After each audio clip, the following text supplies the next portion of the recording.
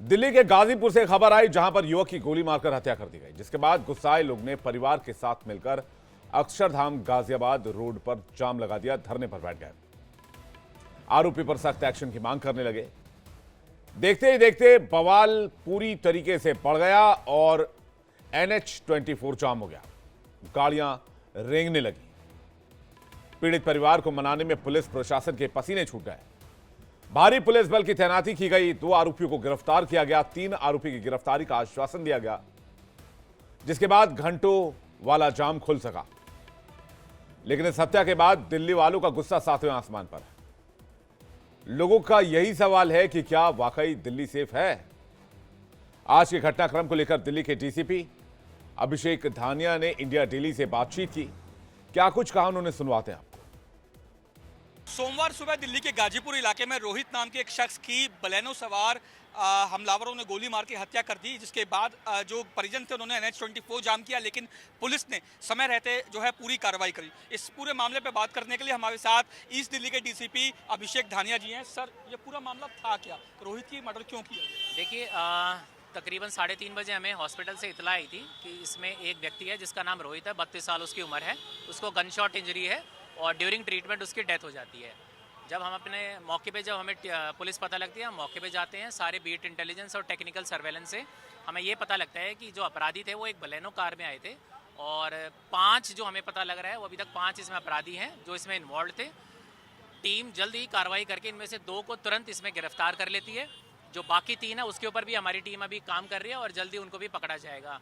कुछ social media और अन्य माध्यमों से एक गलत अफवाह फैला दी कि पुलिस इनमें इसमें कोई कार्रवाई नहीं कर रही, इसको रफा दफा कर रही है, कोई इसमें अपराधी नहीं पकड़े गए हैं। ये सारी गलत अफवाहें जब विक्टिम फैमिली और उनके परिजनों को पता चली तो आज उन्होंने रोड जाम कर दिया। ये गलत अफवाह जो थी, जब हमने उनको काउंटर किया, उनको सही फैक्ट्स बताए, तब उन्होंने हमारी बात मान के एक रोड भी खाली कर दिया है। और मैं ये आश्वासन देना चाह रहा हूँ कि जो बाकी 3 अपराधी हैं उनको भी जल्द ही हमारी पूर्वी जिले की पुलिस पकड़ लेगी। पिछले कुछ समय में दिल्ली में बढ़ते क्राइम की वजह से दिल्ली वाले डर के साए में हैं। लोग कह रहे हैं कि उन्हें दिल्ली में अब डर लगता है। वहीं जनवरी में दिल्ली पुलिस ने क्राइम के आंकड़े जारी कर कहा कि पिछले कुछ सालों के मुकाबले 2023 और 2024 में क्राइम कुछ हद तक कंट्रोल में रहा है। पहले इन 2 सालों के आंकड़ों पर नजर डालते हैं। 2024 में जहां 504 मर्डर की घटनाएं सामने आई, 2003 में 506 मर्डर की घटनाएं सामने आई और ये पुलिस के आंकड़े हैं। 2024 में 2076 रेप की घटनाएं सामने आई। 2023 में 2141 रेप की घटनाएं हुई थी। 2024 में 29 जगह थी, 2023 में भी 29 जगह थी। 2024 में 1510 लूट, 2023 में 1654 लूट की वारदात हुई। 2024 में 13 फिरौती के लिए अपहरण हुए। वहीं 2023 में 13 वारदात अपहरण के सामने आए। 2024 में 6493 स्नैचिंग के मामले सामने आए, जबकि 2023 में यह मामला 7886 तक चला गया था। ये आंकड़े बताते हैं कि अपराध में बहुत हद तक कमी नहीं आई है। हाँ, मामूली फर्क जरूर पड़ा है। लेकिन अगर आप चोरी की वारदात देखेंगे 2024 की, तो घर में जो चोरी की वारदात सामने आई वो 29,011, वाहन चोरी की घटनाएं 39,976, अन्य चोरी 1,17,563। ये तो रहे दिल्ली पुलिस के 2024 के आंकड़े। 2025 की हकीकत क्या है वो भी देखिए। मीडिया रिपोर्ट्स के मुताबिक 2025 में दिल्ली में हुई हत्याओं का एक आंकड़ा क्या कहता है, आपके सामने रखते हैं। 9 मार्च को गाजीपुर में युवक की हत्या, जिससे बवाल मच गया, रोड जाम कर दिया गया। 7 मार्च को ज्योतिनगर में युवक की हत्या कर दी गई। 20 फरवरी को पूर्वी दिल्ली में 2 हत्याओं से हड़कंप मच गया। 15 फरवरी को उत्तर पूर्वी दिल्ली में बुजुर्ग महिला की पीट कर हत्या कर दी गई। 14 फरवरी पश्चिम बिहार होटल में युवक का शव मिला। 10 फरवरी गाजीपुर में ईंट से सिर पर मारकर हत्या कर दी गई। 10 फरवरी उत्तम नगर कंक्रीट ब्लॉक सिर पर मारकर हत्या कर दी गई। 9 फरवरी सीलमपुर नाबालिग की चाकू मारकर हत्या कर दी गई। 4 फरवरी त्रिलोकपुरी चाकू मारकर युवक की हत्या कर दी गई। 20 जनवरी को पूर्वी दिल्ली पुराने लोहा पुल पर ऑटो चालक की हत्या कर दी गई। 16 जनवरी को मैदानगढ़ी में डॉक्टर की गला काटकर हत्या कर दी गई। 6 जनवरी को आयानगर में कारपेंटर की हत्या की गई। 3 जनवरी को शकरपुर में 9वीं की छात्र की चाकू से हत्या कर दी गई। सवाल यह है कि दिल्ली में law and order situation control में क्यों नहीं आ रहे? क्या बहुत सख्त मेजर्स लेने की जरूरत आन पड़ी है? दिल्ली में लगातार हो रही फायरिंग की वारदात, हत्या, चोरी, डकैती से न सिर्फ आम लोगों को डर लग रहा है, बल्कि बड़े व्यापारियों से लेकर छोटे दुकानदारों को भी डर सता रहा है। कुछ समय पहले इन्हीं व्यापारियों से इंडिया डेली ने बातचीत की थी। उन्होंने क्या कहा था आप खुद सुनिए। दिल्ली के अंदर कुछ वारदातें हुई जिसमें व्यापारी वर्ग को टारगेट किया गया और वहाँ पे लूटपाट भी हुई, आदमियों की डेथ भी हुई। ये मामला बड़ा पैनिक सा माहौल है। हमारा जो सदर बाजार दिल्ली का क्षेत्र है वो एक वितरण क्षेत्र है। डिस्ट्रिक्ट यहाँ पर पूरा ऑल ओवर वर्ल्ड में माल सप्लाई होता है, यहाँ पर लोग आते हैं।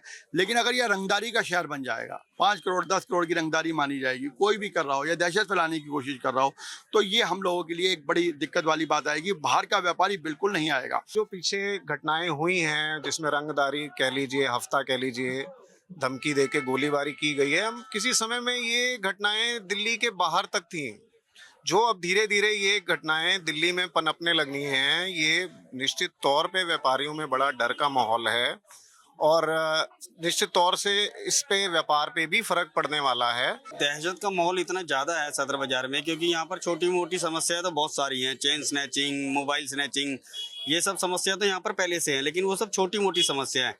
लेकिन अब जो ये गोलीबारी की जो समस्या नई उत्पन्न हो गई है, रंगदारी की कह लो या जैसे भी, अब हम, ये तो बहुत बड़ी समस्या है। पहले हम बॉम्बे में सुना करते थे, लेकिन दिल्ली में ऐसी घटनाएं नहीं होती थी।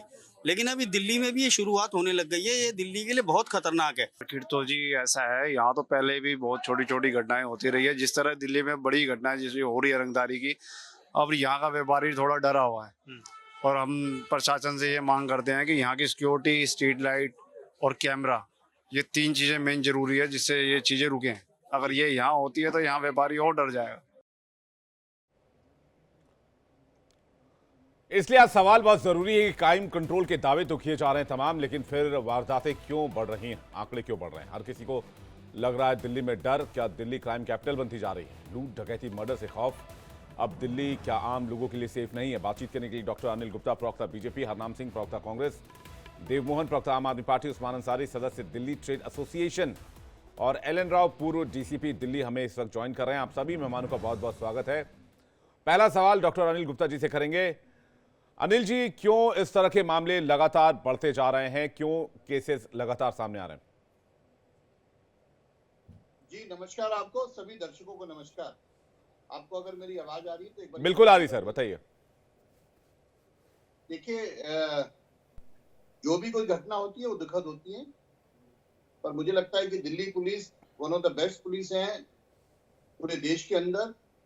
इसमें भी कोई दो राय नहीं है कि जिस तरीके से दिल्ली की पॉपुलेशन बढ़ी है, आज दिल्ली में 3 करोड़ से ज्यादा, करीब 3 करोड़ 30 लाख लोग निवास करते हैं। दिल्ली का एनसीआर का एक बड़ा क्षेत्र है जहां पर एनसीआर से भी लोग आते हैं, और कभी कभी जो वारदात होती है दुखद है। अभी जो आप डाटा दिखा रहे थे उसमें यह भी बताया कि पिछले साल के मुकाबले शायद कुछ संख्या कम हुई है, पर मेरी तो लगता है कि व्यापार की दृष्टि से दिल्ली के लिए ये घटनाएं नहीं होनी थी। पर जिस तरीके से दिल्ली में सरकार बदली है, जिस तरीके से अब माहौल बदला है, अब दिल्ली के साथ कोई भेदभाव नहीं होगा। पिछली सरकारों में जो सीसीटीवी लगाने के लिए बात हुई थी वो पूरी दिल्ली में नहीं लगे। ये सरकार कृतसंकल्प है, प्रतिबद्ध है कि पूरी दिल्ली के अंदर सीसीटीवी लगे, जो डार्क स्पॉट हैं वो खत्म किए, स्ट्रीट लाइट लगे। और आपने देखा पिछले कुछ दिनों से जिस तरीके से दिल्ली की पुलिस रोहिंग्या हो, बांग्लादेशियों हो, ड्रग माफिया हो, जितने क्रिमिनल्स पे कार्रवाई कर रहे हैं और जिस तेजी से कर रहे हैं, मुझे लगता है आने वाले समय में दिल्ली में और शांति रहेगी और इस तरह की घटनाओं पे रोक लगेगी।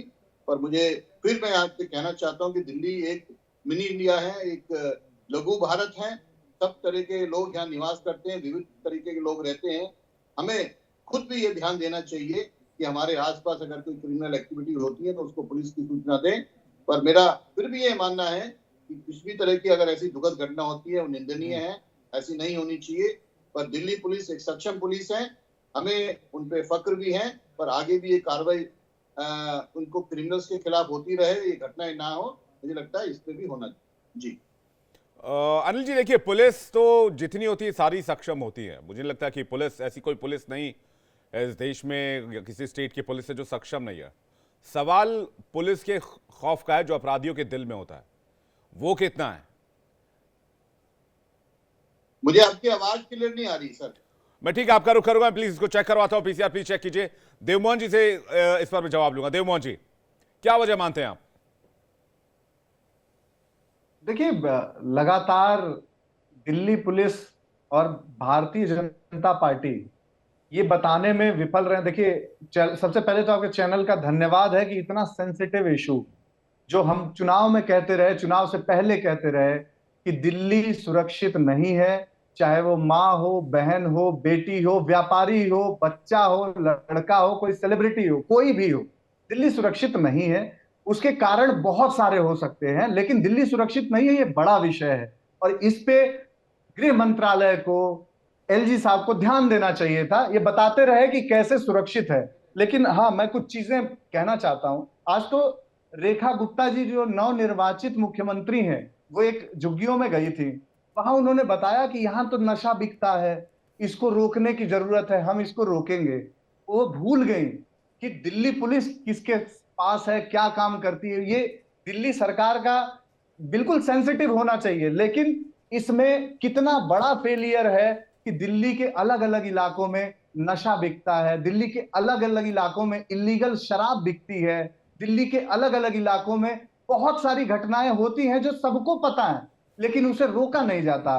व्यापारी कुछ कमाना शुरू करता है, उसको फिरौती की फोन कॉल चली जाती हैं, नहीं पैसे देने पे उसका पूरा का पूरा परिवार तक साफ कर दिया जाता है। पिछले दिनों बहुत सारी घटनाएं हुई, नारायणा में हुई, नजफगढ़ में हुई, बहुत सारी घटनाएं ऐसी हुई।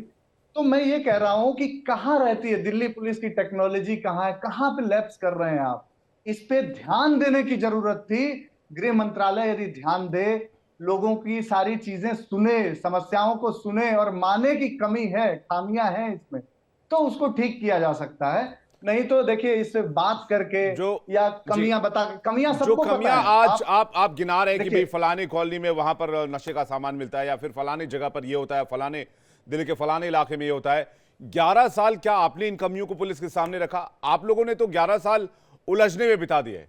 लगातार ये आरोप आपके ऊपर लगते हैं कि भाई आप टकराहट की सिचुएशन में हमेशा रहे। आपने कभी ये सॉल्व करने की कोशिश नहीं की कि भाई ये प्रॉब्लम दिल्ली के इस इलाके में, और पुलिस और दिल्ली सरकार को मिलकर सामंजस्य से बिठा के इसको टेक आउट करना चाहिए? बिल्कुल हमने कोशिश की, और इसका एग्जाम्पल है, एक नहीं कम से कम 1000 पत्र लिखे गए हैं, हर घटना पे लिखा गया है। केजरीवाल जी खुद उन परिवारों से मिलने जाते थे, उन पे कोई एक्शन ही नहीं हुआ। जिनका नारायणा में मर्डर हुआ 6 महीने पहले, 2 भाइयों को मार दिया गया, फिरौती की कॉल्स आई थी, व्यापारी थे, उसमें बताइए क्या एक्शन हुआ है? ना कोई पकड़ा गया, ना कुछ हुआ।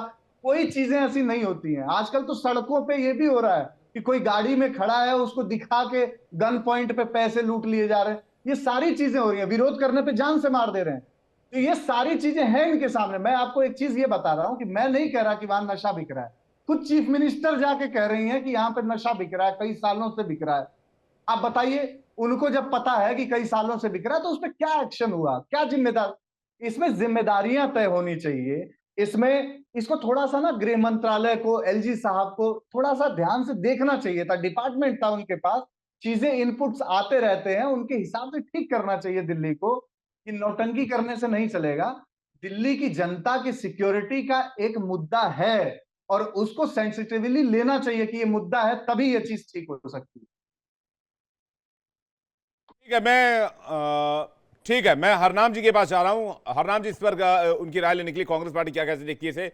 उसके बाद उस्मान अंसारी हमारे साथ जुड़ गए, और एलन राव साहब के पास चलेंगे, पूर्व डीसीपी दिल्ली, क्योंकि वो दिल्ली के नब्ज को अच्छी तरह जानते हैं, वो दिल्ली को समझते हैं अच्छी तरह से। लेकिन पहले हरनाम जी का रिएक्शन चाहेंगे। हरनाम जी, देखिए, मैं तो चाहूंगा कि मैं एक सकारात्मक रूप से दिल्ली का नागरिक होने के नाते कहना चाहूंगा कि दिल्ली में सबसे पहले जो एक बेहतर कोऑर्डिनेशन होना चाहिए पुलिस का, जनता का, आरडब्ल्यूएस का, मार्केट एसोसिएशन का, पब्लिक रिप्रेजेंटेटिव का, वो कोऑर्डिनेशन पिछले 10-12 साल में वीक रहा है। कांग्रेस की सरकार के समय में ये बहुत ही बेहतर समन्वय बना हुआ था। एलजी और चीफ मिनिस्टर हर हफ्ते शुक्रवार को लॉ एंड ऑर्डर पर मीटिंग करते थे, तमाम डीसीपी, जॉइंट सीपीज उसमें होते थे, एमएलए जो थे वो थाना लेवल कमेटी के चेयरमैन होते थे, कन्वीनर एसएचओ होते थे, तमाम मार्केट एसोसिएशन, आरडब्ल्यूएस और इंडस्ट्रियल एसोसिएशन और को भागीदारी से जोड़कर रेगुलर इसकी मीटिंग की जाती थी, पुलिस मित्र बनाए जाते थे।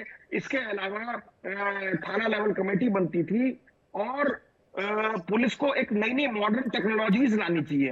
पुलिस में नई और भर्तियां भी होनी चाहिए, क्योंकि पुलिस वालों की संख्या बल दिल्ली की जो आबादी जिस तरीके से बढ़ी है वो उतनी नहीं है दिल्ली में।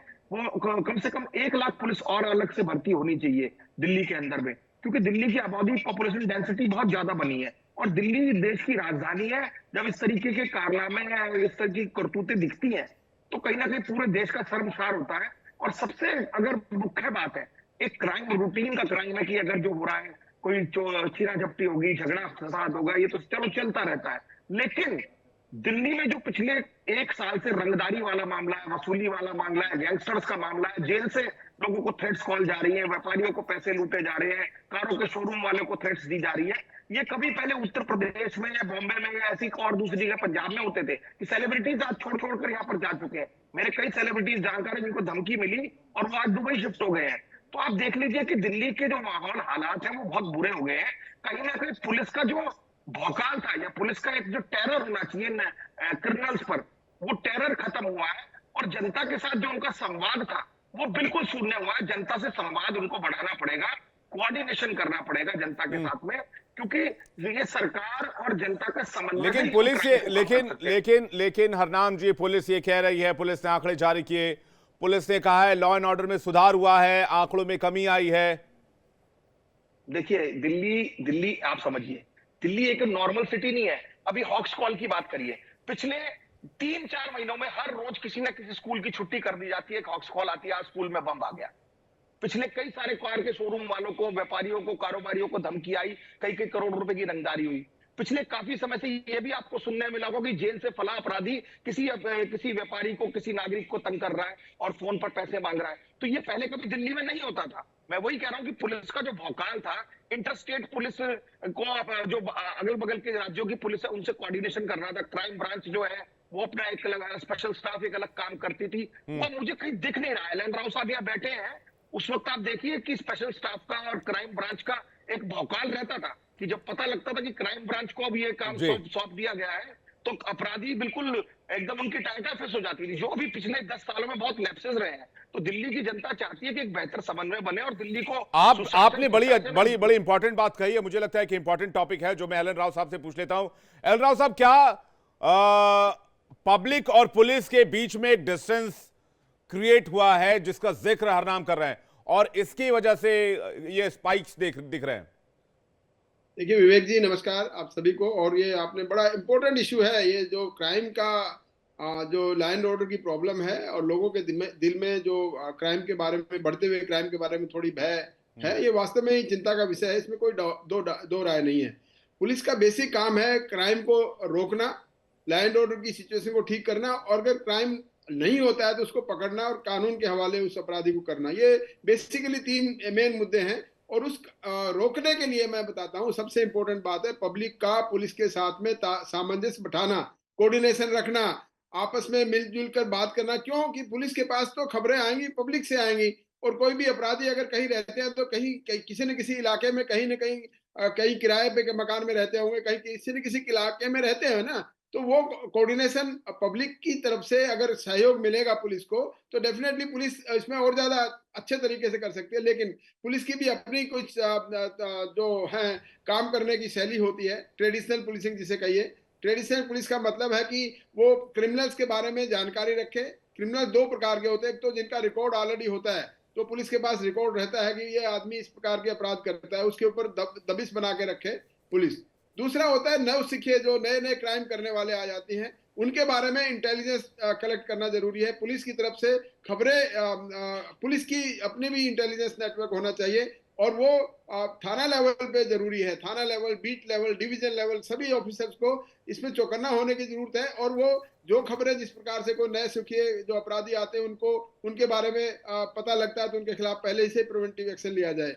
दिल्ली पुलिस में हर जिले में जो थाना लेवल के अलावा स्पेशल स्टाफ बने हुए हैं और उनको अलग से काम दिया जाता है कि आप सिर्फ और सिर्फ अपराधियों के ऊपर धरपकड़ करेंगे। राव साहब, ये तो आप क्योर की बात कर रहे हैं जी। राव साहब, इसके अलावा 2 मिनट बात, 1 मिनट और लेता हूँ। इसके अलावा स्पेशल सेल और क्राइम ब्रांच दोनों ऐसे हैं, एसओएस के तौर पे काम करते हैं। बहुत बड़ा जैसे अपराधियों के पीछे लगना है। रिसेंटली अभी जो गोलीबारी की वारदात और रैंसम की बात जो आज हो रही है, उनमें मैक्सिमम केसेस को सोल्व किया जा सकता है, किया गया है। और अभी जरूरत यही है कि पब्लिक के दिमाग में जो प्रेशर है या कोई भय व्याप्त है, उसको पुलिस किसी न किसी तरह अच्छे से उसको हैंडल करके वो भय व्याप्त करना जरूरी है। पुलिस का दबदबा रहना चाहिए, पुलिस का डर रहना चाहिए।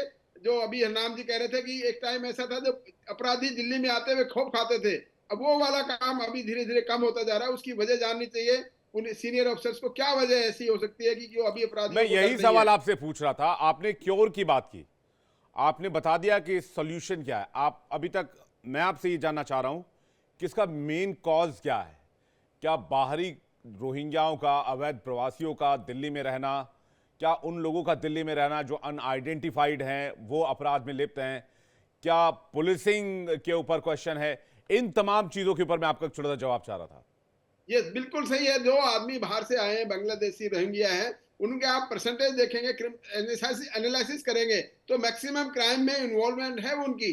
चोरी चकारी, लूट पाट, स्नैचिंग, ये जो ऐसा स्ट्रीट क्राइम जिसे कहते हैं आप लोग अपनी भाषा में, हम लोग कहते हैं स्ट्रीट क्राइम का ज्यादा इफेक्ट होता है आम पब्लिक के ऊपर, क्योंकि आम आदमी इससे इफेक्टेड होता है। इसके अलावा जो दूसरे प्रकार के हीनस क्राइम होते हैं, गोली चलाना, रंगदारी करना, वो उस प्रकार के वो इंटरस्टेट गैंगस्टर्स हैं, वो उनको करते हैं। तो ये डेफिनेटली ऐसी बात है जो कि बाहर से जो आदमी आकर रह गए। और एक आपको बता दूं मैं, दिल्ली एक ऐसा शहर है जिसमें फ्लोटिंग पॉपुलेशन है, फॉरेस्ट बॉर्डर है, चारों तरफ से खुला हुआ, कहीं ना कहीं कोई भी आए कोई चला जाए। इसके ऊपर पुलिस की बड़ी सतर्क नजर होनी चाहिए, ताकि अपराधियों को आइडेंटिफाई करने में और इंटेलिजेंस कलेक्शन में, यानी कि खुफिया तंत्र उनका इतना होना चाहिए। कोई अपराधी करने की नीयत से दिल्ली में अगर आ गया तो उसके बारे में तुरंत पुलिस को पता होना चाहिए। और ये रोहिंग्या और बांग्लादेशी जो बसाने वाली बात है, डेफिनेटली ये हमारे लिए एक बहुत बड़ी सरदर्दी है, क्यों आकर बस गए हैं और वो अपना आधार कार्ड और वो बना के यहाँ बैठे हुए हैं, और वो कहीं ना कहीं क्राइम में, क्योंकि अगर किसी को अगर रोजगार नहीं मिलता तो क्राइम में इन्वॉल्व रहते हैं।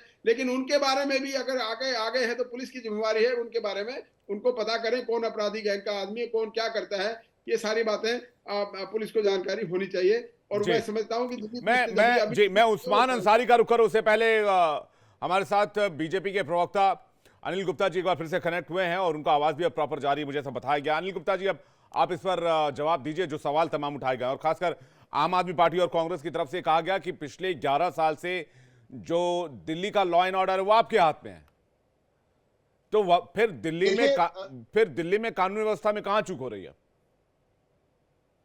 देखिए, आपके चैनल ने भी कई बार दिखाया जिस तरीके से दिल्ली में जो पहली आम आदमी पार्टी की सरकार, आपने देखा किस तरीके के उनके जो विधायक हैं वो गैंग चलाते थे, पकड़े भी गए। वो इस तरीके से इनके 2 विधायक बांग्लादेशी और रोहिंग्यों के आधार कार्ड, पहचान पत्र बनाते थे। किस तरीके से इनके ओखला के विधायक उनको फ्री में बिजली, पानी और बाकी सुविधाएं देते। मुझे लगता है नई सरकार, भाजपा की सरकार आने पे ये सब रोक लेगी, क्योंकि जब जितने भी ये एंटी सोशल एलिमेंट हैं इनको संरक्षण नहीं होगा, क्योंकि दिल्ली में आम आदमी पार्टी की सरकार रही है, जब इनके विधायकों का संरक्षण इनको पास रहा है, जो अब नहीं होगा। और आपने देखा जिस तरीके से हमारी मुख्यमंत्री, हमारे मंत्री, हमारे विधायक रोजाना फील्ड में जा रहे हैं। आपने देखा एक झुकी बस्ती में एक बच्ची ने बात की, सच्चाई है। पर जब चुने हुए प्रतिनिधि फील्ड में जाता है, लोगों का कॉन्फिडेंस भी बढ़ता है, चीजें पता लगती है।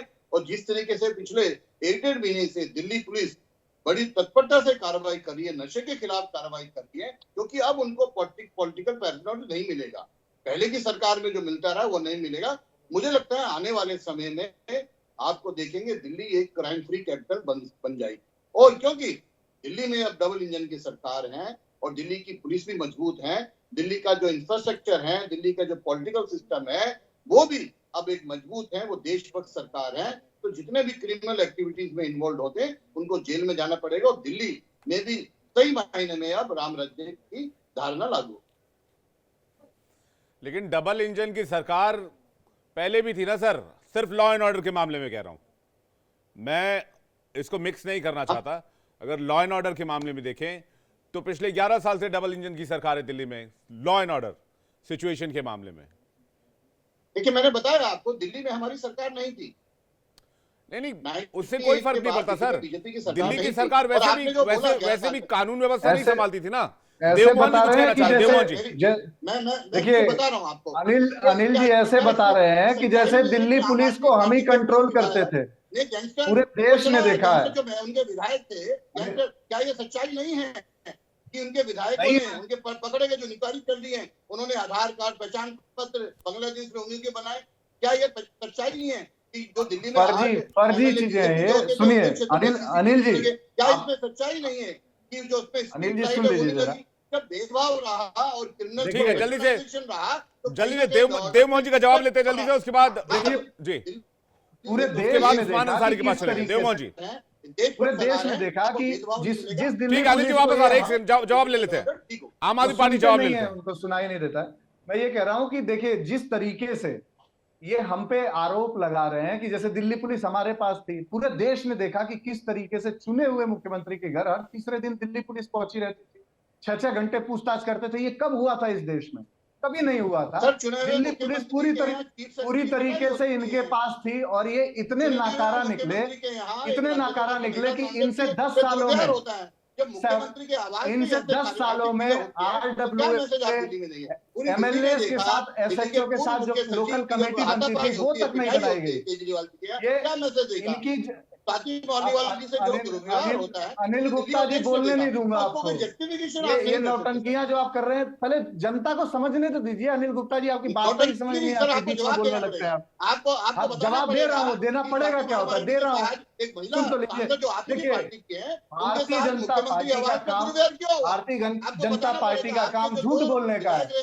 ये पुलिस ने उगाही का काम, अनिल गुप्ता जी बताए। अनिल गुप्ता जी आप बताइए, आपको बताना पड़ेगा जो दिल्ली पुलिस किस तरीके से आपकी नियत आपने क्रिमिनल्स को पैटर्नाइज किया। सांसी जितने हैं दिल्ली में, सुन लीजिए, दिल्ली में जितने सांसी हैं एक एक करके सर, एक एक करके प्लीज, कुछ नहीं समझ में आएगा। एक एक करके अनिल गुप्ता जी, एक एक करके नहीं समझ में आ रहा कुछ भी। देवमोहन जी वो ये कह रहे हैं कि भाई आपके लोगों ने फर्जी कार्ड बनवाए, आपके लोगों ने घुसपैठियों को संरक्षण दिया, आपके लोगों ने उनको वोटर बनाया और उन्हीं लोगों की फिर अपराध में संलिप्तता सामने आती है। देवमोहन जी, प्रधानमंत्री नरेंद्र मोदी जी ने 16 मई 2014 को कहा था कि 10 दिन बाद सारे रोहिंग्या आने बंद हो जाएंगे। रोहिंग्या आए कि नहीं आए? ये किसका फेलियर है भाई?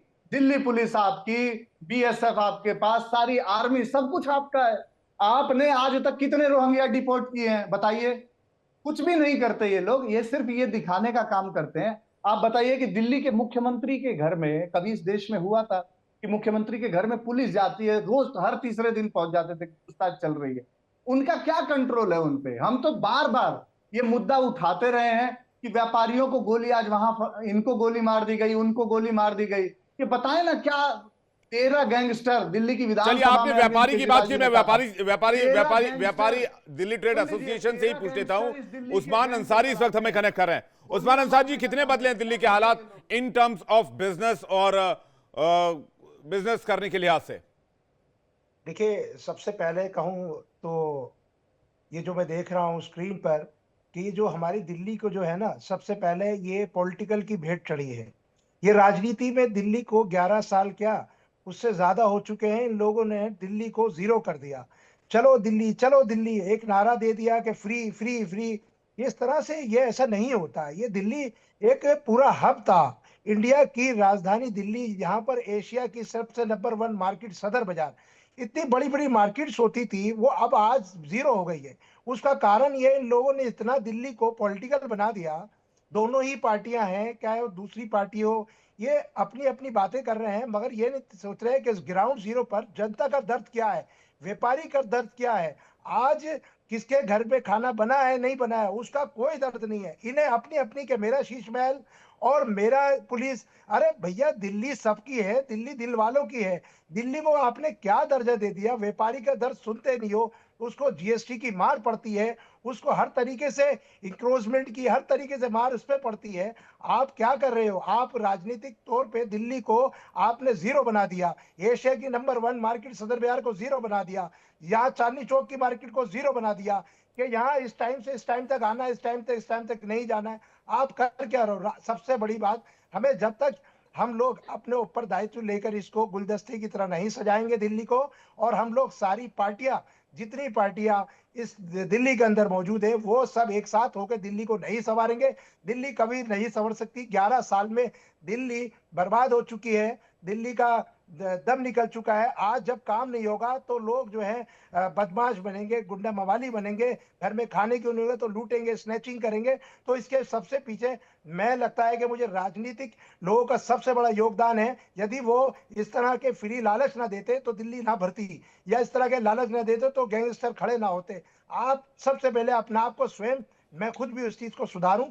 तो मेरा ये मानना है कि हमें दिल्ली को संवारना है और हमें आपस में मिलकर एक सबको एक गुलदस्ते की तरह काम करना है। क्या पॉलिटिकल हो या हमारा जो एक पुलिस का महकमा हो या हमारा जो सिस्टम है, दूसरा सिस्टम होता है जुडिशल होता जी। है, वो सारे सिस्टम को एक साथ आना पड़ेगा और व्यापारी का दर्द सबसे पहले सुनना पड़ेगा। रीढ़ की हड्डी व्यापारी होता है जो आपको रेवेन्यू देता है, चाहे वो दिल्ली का कोई सा व्यापारी हो जिसके आप कोई कभी नहीं सुनते। जब भी आते हैं कि व्यापारी का वोट नहीं चाहिए, अरे व्यापारी का वोट नहीं चाहिए, झुग्गी झोपड़ी का चाहिए, जहां पर क्राइम पैदा होता है वहीं का चाहिए। ऐसा नहीं है, व्यापारी सबसे पहले जो रेवेन्यू देता है, व्यापारी का दर सुनना बहुत जरूरी है।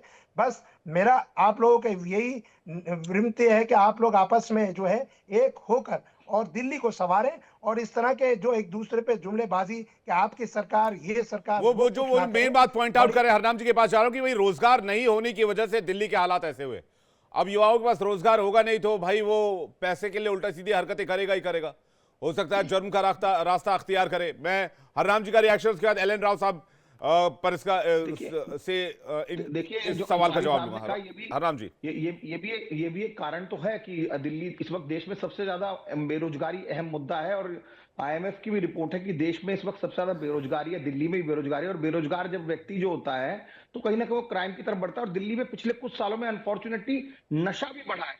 तो नशा बढ़ने का कारण जो है वो भी पुलिस की नाकामी रही है, सरकारों की नाकामी रही है कि दिल्ली के अंदर जो ड्रग्स है वो बहुत ज्यादा इस वक्त चल चुका है। जितने पब्स हैं, जितने और दूसरी कॉलोनीज है, उसमें ड्रग्स का चलन बहुत चला है। तो इस पर भी हमें कहीं ना कहीं रोक लगानी पड़ेगी। जो नशे की प्रवृत्ति के बाद भी क्राइम को करने का जो वो है दौर, वो ज्यादा बढ़ता है। इस पर पुलिस को मैं फिर बात कहूंगा कि कहीं ना कहीं जो कोऑर्डिनेशन लैक हुआ है, वो कोऑर्डिनेशन बनाने की जरूरत है। चाहे मार्केट एसोसिएशन हो, चाहे ट्रेडर्स हो, चाहे आरडब्ल्यूएस हो, चाहे इंडस्ट्रियल एसोसिएशन हो, चाहे तमाम नागरिक हो, उनके और पुलिस और सरकार के बीच में, प्रशासन के बीच में कोऑर्डिनेशन बनना चाहिए। सब ये तमाम, जैसे पहले एसपीओज होते थे, वो इंफॉर्मेशन देते थे कि कहाँ क्राइम हो रहा है, किस तरीके से क्रिमिनल कुछ प्लानिंग कर रहे हैं, वो सब खत्म हो गया है। तो दोबारा वो बहाल होना चाहिए। चाहे एसपीओ हो, चाहे पुलिस मित्र हो, चाहे थाना लेवल कमेटी हो, चाहे एलजी की वीकली मीटिंग्स हो, चाहे चीफ मिनिस्टर के साथ कोऑर्डिनेशन हो, चाहे वो डार्क स्पॉट्स को ठीक करने का काम हो, चाहे कैमरे और लगाने का काम हो, चाहे पुलिस की गश्त बढ़ाने का काम हो। ये सब मामला जितने हैं, इसमें दोबारा पुनः तेजी करनी पड़ेगी। दिल्ली देश की राजधानी, इसको हम ऐसे ही नहीं छोड़ सकते भगवान भरोसे। दिल्ली में पुलिस को एक मॉडर्न टेक्नोलॉजी लानी पड़ेगी। अभी वो साइकिल पर डंडा लेके जो बीट अफसर घूमता है, वो दौर चले गए।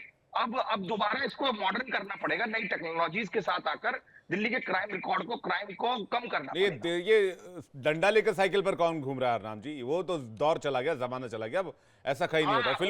फिल्मों में देखा होगा आपने। अभी भी दिल्ली पुलिस उसी नजरिए पर अगर काम करना चाहती है तो दिल्ली में क्राइम नहीं रुकेगा। दिल्ली को अब मॉडर्न बनाना पड़ेगा पुलिस को। राव साहब क्या कहेंगे इस पर? राव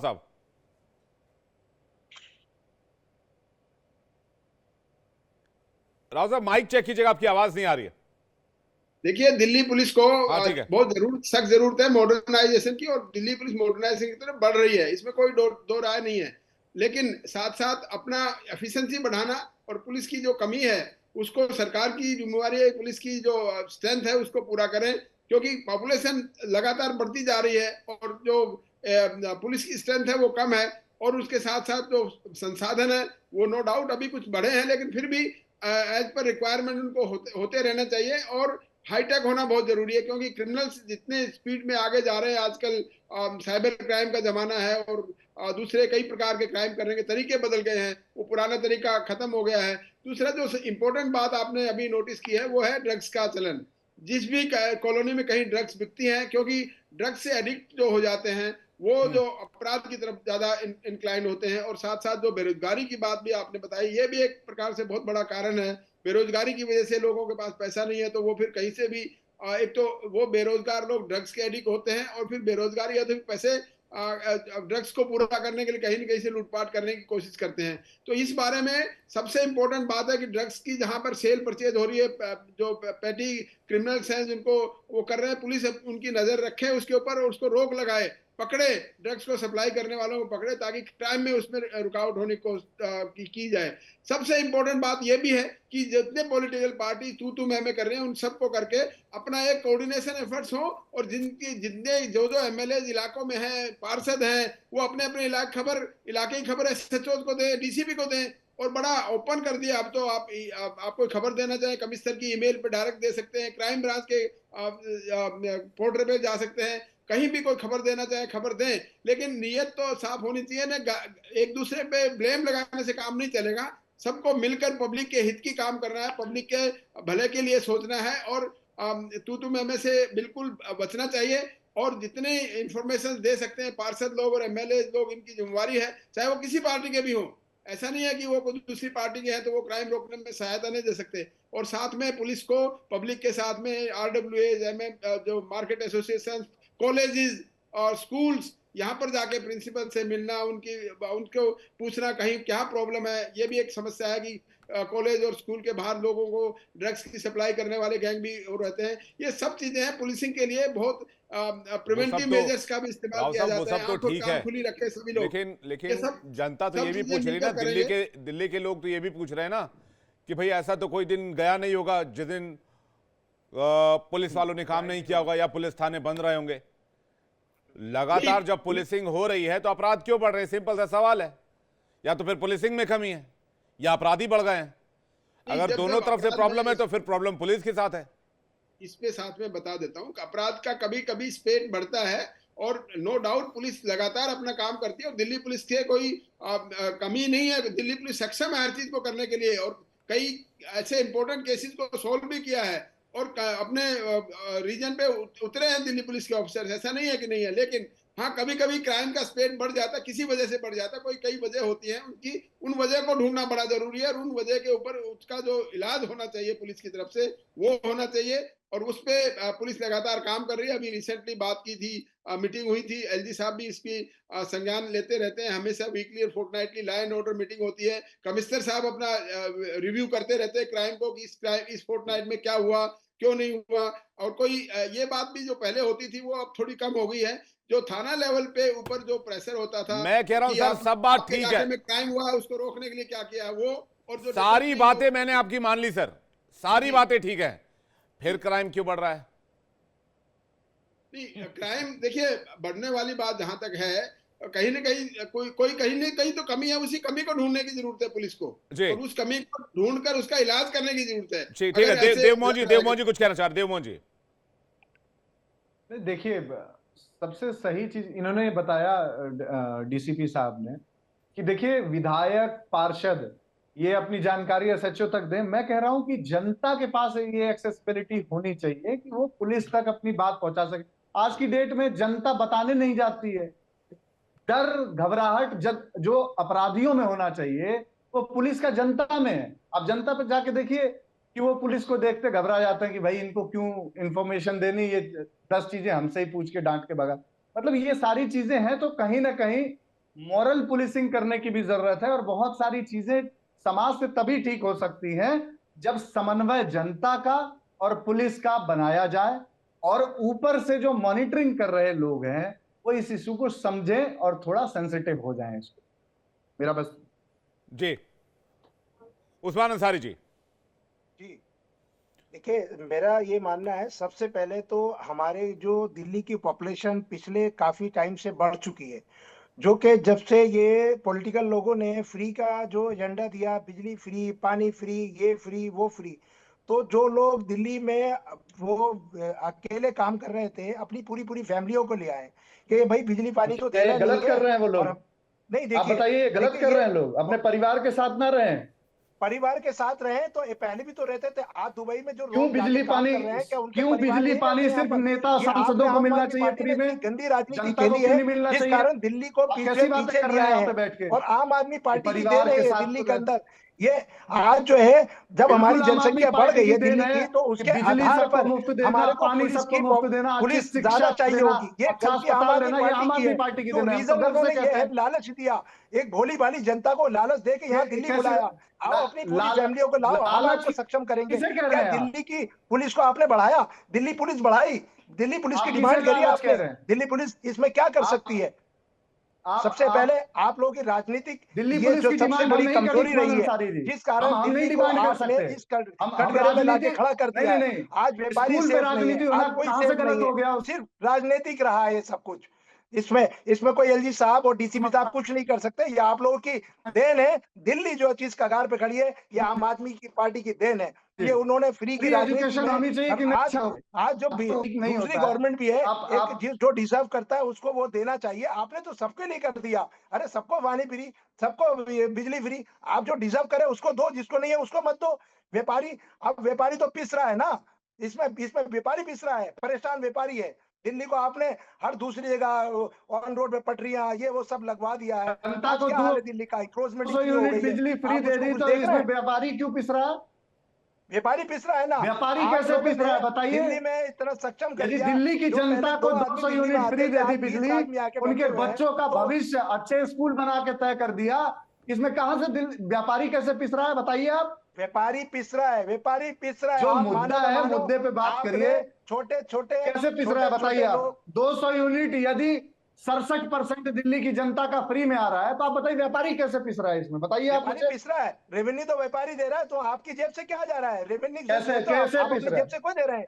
आप रेवेन्यू तो देंगे ना, आपको व्यापारी के देता है, आप आगे दे देते हो। अरे आप ये व्यापारी देखेंगे ना, कैसे पिस रहा है इसमें से?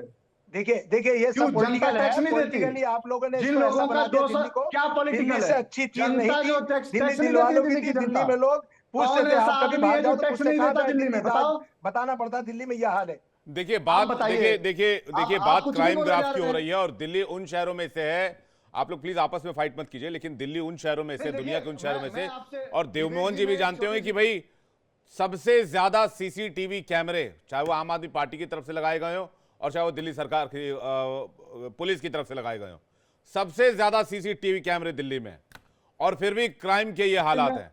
देवमोहन जी कुछ कहना चाह रहे हो? उसके बाद मैं अनिल जी आपके पास आ रहा हूँ। मैं देवमोहन जी। बिल्कुल एक चीज कहना चाह रहा हूं कि बहुत सेंसिटिव इशू है और उस्मान जी पता नहीं कहां से क्या एजेंडा लेके आए हैं कि उसमें किसी को फ्री दे दिया तो ये व्यापारी बर्बाद हो जा रहे हैं। एक शब्द नहीं बता सकते आप दिल्ली की जनता को। दिल्ली की जनता जो चुनी हुई सरकार है, आज चाहे बीजेपी है, कल हम थे, लेकिन हमारी जिम्मेदारी बनती है कि दिल्ली के जनता में जो लोग रहते हैं उनके बच्चों का भविष्य अच्छा हो, उनको अच्छी स्वास्थ्य सुविधाएं मिले। ये सरकार की जिम्मेदारियां हैं। इससे कैसे व्यापारी कैसे प्रभावित हो सकता है? 200 यूनिट किसी को नहीं, मिल क्या जाती है तो ये चीज अगर नहीं है। अगर उस्मान अंसारी ये बात, उस्मान अंसारी जी को जवाब दे रहे हो। उस्मान अंसारी जी जी बोलिए, जवाब दीजिए आप। उसके बाद में ये अच्छा इंपॉर्टेंट ये टर्म सामने आया है कि क्या फ्रीबीज का असर हो सकता है क्राइम ग्राफ बढ़ने के पीछे? ये बड़ा मतलब अब ये सवाल अगर उस्मान अंसारी ने पूछा तो इस पर एक एक जवाब ले लिया जाए। उस्मान अंसारी जी कुछ कहना चाह रहे थे देवमोहन जी के पास, उसके बाद में राव साहब और अनिल जी आपके पास आ रहा हूं। देखिए मेरा ये मानना है कि जब ये जितना ज्यादा हम लोग दो हमारे यहाँ स्टाफ काम करता था, पूरी फैमिली ले आया, जब उसके पास व्यापार नहीं था तो आप ये पॉलिटिकल गया कि जी मैं क्या करूं सर, मेरे बच्चे हैं ये, तो उन्होंने कहा आप एक काम करो, आप पटरी लगाओ, रेड़ी लगाओ। ये सब करके इंक्रोचमेंट हुआ, जिससे अब क्राइम ग्राफ बढ़ा। न भागने की जगह है, न कुछ है। व्यापारी परेशान क्यों नहीं होगा? इंक्रोचमेंट किसकी उसमें सरकार में बढ़ा? आपकी सरकार में बढ़ा। कोई रोड ऐसा नहीं है जो व्यवस्था ना करा दिया हो आपने। तो हम तो आपको ही कहेंगे कि आपने फ्री बीस के चक्कर में पूरी दिल्ली का नाश कर दिया। बस यही हमारा कहना है। देखिए हर महीने 4 से 6 व्यापारियों को गोली मार दी जा रही है। उस्मान जी उनके बारे में कुछ बता देते तो बड़ा अच्छा लगता।